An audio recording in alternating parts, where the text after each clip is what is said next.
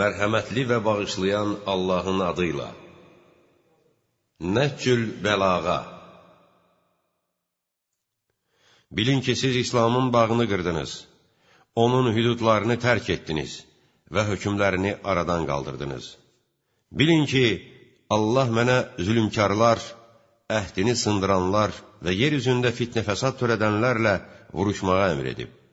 Odur ki, əhdini pozanlarla vuruşdum, haqdan əl götürənlərlə cihad edərək döyüşdüm və dindən xaric olanlara qəzəb edərək onları xar və zəlil etdim. Rəthə şeytanına gəldikdə isə, onun barəsində nəticəsində ürəyinin döyüntüsünü və sinəsinin titrəməsini eşitdiyim qorxunc bir nərə ilə kifayətləndim. Əgər Allah izin versə, ikinci dəfə zalımlardan yerdə qalanlara tərəf gedəndə, şəhərlərin kənarlarına dağılanlar istisna olmaqla, dövləti və qüdrəti onlardan alacam. Mən uşaqlıqda ərəbin kürəyini yerə vurmuşam. Rəbiyyə və Muzərin yeni yetişmiş budaqlarını sındırmışam. Siz mənim Həzrət Peyğəmbərin yanında yaxın qohumluq, yüksək məqam və xüsusi ehtiram səbəbindən olan qədir qiymət və dərəcəmi bilirsiniz. O məni uşaqlıqdan öz yanında böyüdüb. O məni sinəsinə sıxar, yatanda qucağına alar, bədənini bədənimə sürtər, öz xoş ətrini mənə iylədər, ağzıma çeynənmiş yemək qoyardı. O mənim sözümdə yalan, əməlimdə səhv və xəta tapmadı.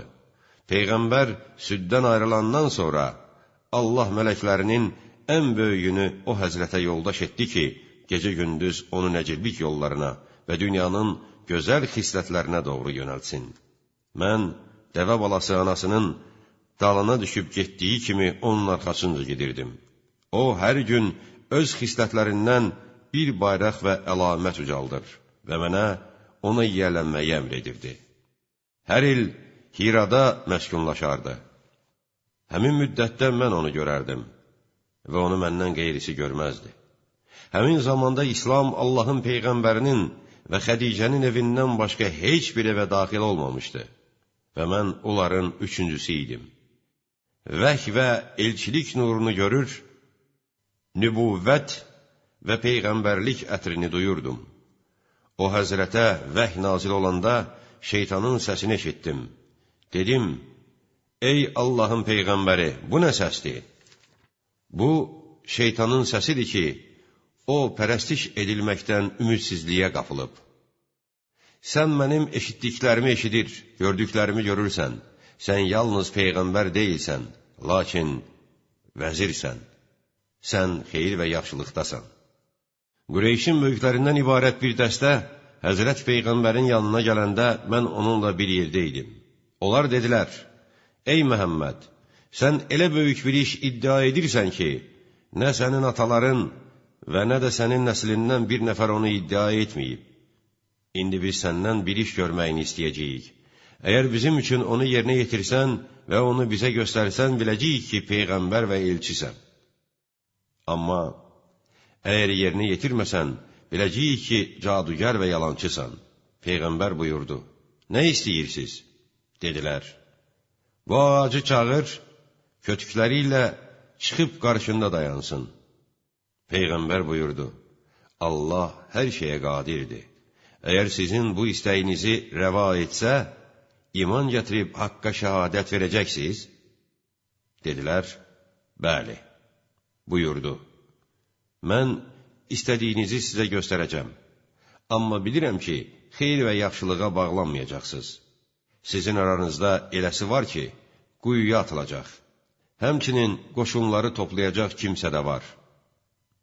Bundan sonra Peyğəmbər buyurdu, ey ağac, əgər sənin Allaha və qiyamət gününə imanın varsa və mənim Allahın Peyğəmbəri olmağımı bilirsənsə, öz köklərinlə yerindən çıx və Allahın əmri ilə mənim qarşımda dayan. O həzrəti haqq olaraq göndərən Allaha and olsun ki, ağac kökü ilə yerdən çıxdı və quşların qanadlarının səsinə bənzər ağır səslə gəlib, qanad çalan quş kimi Peyğəmbərin əlləri arasında dayandı və özünün böyük budağını Allahın Peyğəmbərinin başına, budaqlarının bəzilərini isə mənim çiynimə atdı. Mən o həzrətin sağ tərəfində dayanmışdım. Həmin dəstə onu görəndən sonra təkəbbürlülük və məğrurluq üzündən dedi: De ki, onun yarısı sənin yanına gəlsin, digər yarısı isə öz yerində qalsın. Beləliklə, Peyğəmbər ağaca həmin istəyin gerçəkləşməsi əmrini verdi. Sonra onun yarısı heyrətləndirici gəliş və gürultulu səslə o həzrətə tərəf üz tutdu və az qalmışdı ki, Allahın Peyğəmbərinə sarılsın.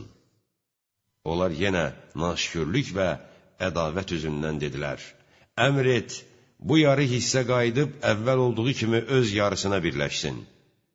Sonra Peyğəmbər əmr etdi və ağac qayıtdı.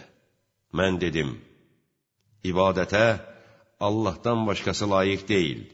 Ey Allahın Peyğəmbəri, mən sənə ilk iman gətirən və həmçinin ağacın Allahın əmr və istəyi ilə yerinə yetirdiyini, sənin Peyğəmbərliyini təsdiq etmək və əmrinə ehtiram üçün etdiyini etiraf edən ilk kimsəyəm. Sonra həmin dəstədəkilərin hamısı dedi: Çox yalançı cadugərdir. Bu, onun çox çevik olduğu heyrətləndirici bir cadudur. Səni işində bu şəxsdən başqası təsdiqləyir? Onlar məni nəzərdə tuturdular. Mən o dəstədənəm ki, onlara Allah yolunda heç bir tənə vuranın tənəsi mane olmur. Onların üzləri doğruçuların üzləri, sözləri gözəl əməl sahiblərinin sözləridir. Gecə abadlaşdıran, gündüz isə nişanə və bələdçidirlər. Özlərini Quran ipindən asarlar və Allahın yollarını, onun Peyğəmbərinin sünnəsini dirçəldərlər. Təkəbbür göstərməz, məğrurluq, haqsızlıq və pozğunçuluq etməzlər. Qəlbləri cənnətdə, bədənləri isə yaxşı işlə məşğuldur.